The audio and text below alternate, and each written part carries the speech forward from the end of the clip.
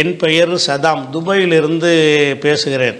பேசலை, எழுது தான். சரி, அவர் என்ன செய்கிறாருன்னு கேட்டால், அல்லாஹ் குர்ஆனில் சொல்கிறான், வானம் எவ்வாறு படைக்கப்பட்டது என்று சிந்திக்க மாட்டீர்களா என்று மனித ஜின் இனங்களை பார்த்து கேட்குறான். ஜின்களை பொறுத்தவரையில் அவர்கள் உடல் அமைப்பால் அவர்கள் சக்தி பெற்றவர்கள், எல்லா திசைகளுக்கும் பயணித்து ஆய்வு பண்ணக்கூடியவர்களாக இருக்கிறார்கள். அல்லாஹ்வின் அத்தாட்சிகளை மனிதர்களை பொறுத்தவரையில் அந்த வசனம் இறக்கப்பட்ட காலகட்டத்தில் கற்பனை பண்ணி பார்க்கவே முடியாது.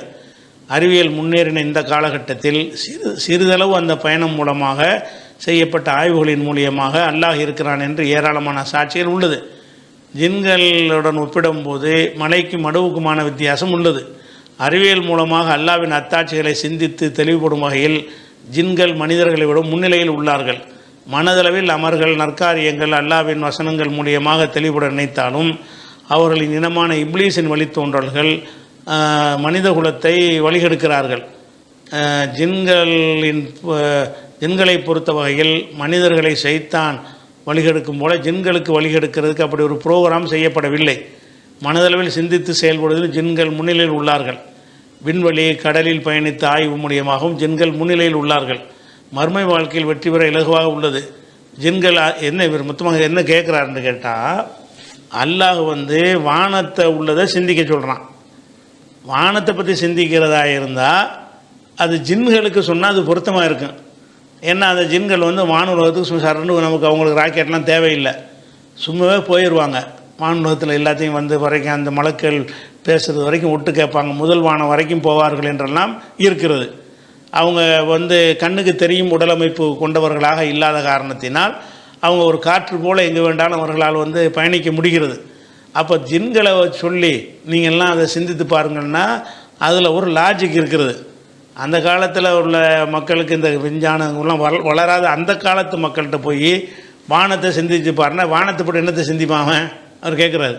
ஜின்களுக்கு நமக்கு எவ்வளோ வித்தியாசம் இருக்குது. ஜின்களுக்கு சொன்னால் அது வந்தால் பொருத்தமாக இருக்கலாம். அந்த காலத்தில் இருந்த சும்மா எழுத படிக்க தெரியாத உம்மி சமுதாயமாக இருந்த அரபு மக்கள்கிட்ட போய் வானம் எப்படி படைக்கப்பட்டிருக்குன்னு சிந்தித்து பாருங்கன்னா வானத்துக்கு இப்படி பணத்தை சிந்திக்க முடியும், என்னத்தை இப்படி சிந்திக்கிறது அப்படின்றது பேசிக்கான ஒரு கேள்வி. அப்படி ஒரு நிலைமை இல்லையே. வானங்களை பற்றி சிந்திக்கக்கூடிய ஒரு நிலைமை மனிதனுக்கு அந்த காலத்தில் இல்லை. அப்படி இல்லாத ஒரு நேரத்தில் எப்படி வானத்தை சிந்திக்க அல்லாஹ் சொல்கிறான் அப்படிங்கிறது தான் முக்கியமான ஒரு கேள்வி. இந்த வானம் என்பதை பொறுத்த வரைக்கும் ரெண்டு அர்த்தத்தில் குர்ஆனில் வானம் வருகிறது. ஒன்று அந்த மாணவர்கள்லாம் அல்லாஹ்வுடைய ராஜ்யம்லாம் இருக்குல்ல, 7 வானங்கள்னு சொல்கிறோம்ல, அது எங்கே இருக்குன்னே தெரியாது, அவ்வளோ தொலைவில் இருக்கிறது.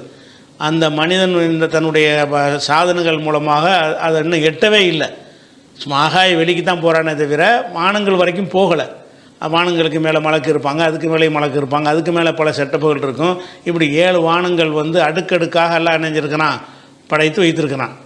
அதுவும் வானம்னு மார்க்கத்தில் சொல்லப்படும். குர்ஆனில் 7 எண்ணி சொன்னால் அந்த வானத்தை குறிக்கும். அதே நேரத்தில் இந்த வானம்ங்கிறது இந்த தலைக்கு மேலே இருக்கிற வெட்ட வழி இருக்குல்ல, இதையும் வானம்னு குர்ஆன் சொல்கிறது. வானம்னு மொட்டையாக சொன்னால் இதைத்தான் குறிக்கும். அதே நேரத்தில் 7 வானம் அப்படிங்கிற மாதிரி அந்த மாதிரி சொல்லப்படுமையானால், மலக்குகள் பேசுகிறத ஒட்டு கேட்பார்கள் அப்படின்லாம் சொல்லப்படுமையானால் அது அந்த வானத்துடைய அர்த்தம் வேறு வணங்குதா. இப்போ வானத்தை மழை பெய்யுதில்ல, இந்த மழை பெய்கிறத அல்லாஹ் சொல்லும்போது வானத்திலேருந்து மழை இறக்கணுங்கிறான்.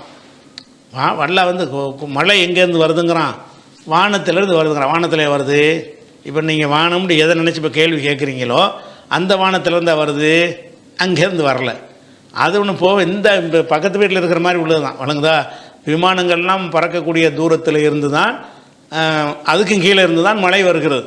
மழை என்பது இங்கிருந்து உள்ள கடல் தண்ணீரை, பூமியில் உள்ள தண்ணீரை நீராவியாக எடுத்துக்கிட்டு போய் மேகத்தில், மேகம் இருக்குல்லே இதுதான் அந்த மேகமும் வானத்துக்கு எவ்வளோ தூரம் இருக்குது சொல்லவே முடியாது வழங்குதா. அவ்வளோ தொலைவில் இருக்கிறது. அது அல்ல வானம்னுங்க சொல்லலை. வானத்திலிருந்து மினசமாய் மான், வானத்திலிருந்து மழையை இறக்கினேன் அப்படின்னு நல்லா சொல்லி காட்டுறான்.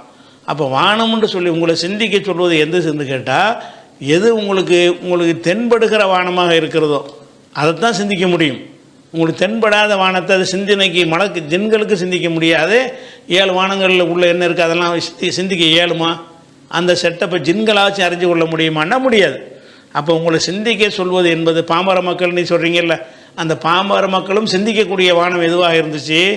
இந்த வானம் தான்.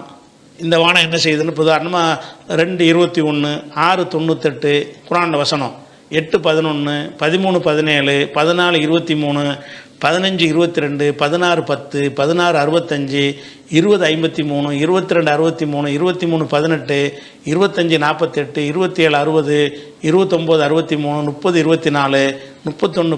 35:27, 31:21, 43:11, 50:9 இவ்வளோ வசனங்கள்லையும் வானிலிருந்து மழையை இறக்கணும்னு அல்லாஹ் சொல்கிறான். இவ்வளோ வசனம் சொல்லக்கூடிய ஒரு செய்தி, வானத்திலிருந்து மழை இறக்கணும்னு. இந்த வானம் எது? எந்த வானத்தை பற்றி நீங்கள் கேட்குறீங்களோ அந்த வானம் இல்லை. இது என்னது? நமக்கு மேலே உள்ளது. இந்த மேகத்தை தான் அல்ல வானம்ங்கிறான். அப்போ இதை உனக்கு எதை நீ வானம்னு நீ விளங்கி வச்சுருக்கிற? அல்லாவே இந்த இம்புட்டு வசனத்தில் வானம்ங்கிறானே. இம்புட்டு வசனத்தில் உள்ள இந்த வானத்தில் மலக்குகள்லாம் கிடையாது. இங்கே ஒன்று வானவர்கள் பேசுகிற ஒட்டு கேட்குறலாம் கிடையாது. இந்த மழை எங்கேருந்து பெய்கிறது அதுக்கு மேலேயே ஃப்ளைட் போவான், இந்த மேகத்துக்கு மேலே போவான். ஃப்ளைட்டில் இருந்து நம்ம கீழே பார்ப்போம். அந்த அளவுக்கு கிட்டத்தில் பக்கத்து வீடு மாதிரி உள்ளது இது. இந்த வானம்ங்கிறது என்னது? பக்கத்து வீடு மாதிரி இருக்கிறது. அப்போ இதை அல்ல வானம்னு சொல்கிறான்ல, இதை சிந்திக்க முடியுமில்ல உங்களுக்கு? இங்கே மழையை பற்றி சிந்திக்கிறீங்கல்ல, மழையை சிந்தித்தாலே வானத்தை சிந்திக்கிறீங்களா இல்லையா? அது எப்படி வெட்ட வழியில் போய் இந்த தண்ணியை சேமித்து வைக்கிறது, அது சேமித்து வைப்பதற்காக இது எப்படி பனிக்கட்டியாக மாறி இருந்து கொண்டிருக்கிறது, எப்படி மின்காந்த தூண்டல் ஏற்பட்டு அது உடைஞ்சி செதறி தண்ணியாக கொட்டுகிறது, இதையெல்லாம் தான் அவங்க பார்த்துட்டு தானே இருந்தாங்க. ஒரு மழை பெய்யும் போதே அதை யோசிக்க முடியுமே? போய் தான் யோசிக்க வேண்டியதில்லை. எப்படி மழை பெய்யுது? இந்த கடல் தண்ணி தான் மழையாக பெய்யுது. கடல் தண்ணி, பூமியில் உள்ள தண்ணி, ஆற்று தண்ணி, குளத்து தண்ணி, ஏரி தண்ணி, அப்படி எல்லாமே என்ன செய்கிறது? சூரியனால் இழுத்து வெப்பப்படுத்தப்பட்டு உறிஞ்சப்பட்டு நீராவியாக்கப்பட்டு அப்படி மேலே போய் மேகம்ங்கிற இடத்துல போய் சேமிக்கப்பட்டு அது பெரிய இமயமலை அளவுக்கு பெரிய பெரிய மலைகளை போன்ற மேகத்திரல்களாக என்ன செய்யும்? ஐஸ் கட்டியாக போய் அங்கே ஐஸ் கட்டியாக இருந்துக்கிட்டு மேலேருந்து உருவாமல் தான் இருக்குது. அது ஆச்சரியமாக தானே இருக்குது. இவ்வளவு மழையும் மேலே தானே இருந்துச்சு, மேலே ஐஸ் கட்டியாக தானே இருந்துச்சு. ஐஸ் கட்டியாக இருந்தால் மண்டையில் நமக்கு உளுந்துருக்கு, நம்மளை உழுவுலையில். அது ஒரு நேரம் வரும்போது அதுக்கு மின்காந்தத்தை ஏற்படுத்தி அதை உடைச்சி அதுக்கப்புறம் தண்ணீர் ஆக்கி தான் அது கொட்டுகிறது. அப்போ இந்த விஷயங்களை சிந்திப்பதற்கு நமக்கு பெரிய இதெல்லாம் தேவையில்லை. யாரும் சிந்திக்கலாம்.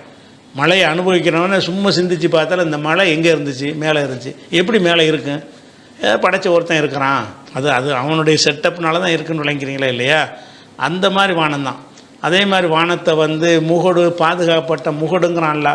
இந்த வானம் நிறைய விஷயங்களுக்கு நமக்கு முகடாக அமைந்திருக்குதுங்கிறான். முகடாக இருக்குன்னா இது இந்த வானம் முகடாவாக இருக்குது? ஒன்றுமே இல்லை. ஆனால் அதுவும் சில விஷயங்களில் முகடாக இருக்கிறது. சூரியன்லேருந்து வரக்கூடிய பல விஷயங்களை தடுக்குது என்பதை இங்கே இருந்து கொண்டே நம்ம என்ன செய்ய முடியும்? ஆராய்ச்சி செய்ய முடியும். அதனால் அந்த வானங்களை அது மாத்திரம் இல்லாமல் அந்த வானத்தை கூட எடுத்துக்கொண்டால் கூட அந்த வானத்துக்கு கூட ஜின்கள் அதனுடைய அருகில் தான் போக முடியுமே தவிர அந்த வானம் எப்படி படைக்கப்பட்டிருக்குங்கிறது அந்த ஜின்களுக்கு வழங்க முடியாது. அப்போ அல்ல அதை சொல்லலை. அது என்ன எதை பற்றி எல்லாம் சொல்லுதுன்னா, நம்ம எந்த வானத்தை பற்றி பார்க்க முடியுமோ சிந்திக்க முடியுமோ அந்த வானத்தை தான் சொல்லுகிறது. இதில் மலக்கும் ஜின்னும் ஒன்று தான். அதாவது எந்த வானத்திலேருந்து மழை பெய்கிறதோ, எந்த வானத்தில் நீங்கள் தண்ணீர்லாம் சேமித்து வைத்து கொண்டிருக்கிறதோ, இந்த செட்டப்பை நீங்கள் கண்ணால் பார்த்து கொண்டிருக்கிறீர்களோ, அந்த இது மனிதனுக்கும் ஜின்னுக்கும் ஒரே மாதிரியாக தான் இருக்கிறது. அதனால் சிந்திக்க இயலும். அதில் ஒன்றும் குழப்பம் அடைய தேவையில்லை.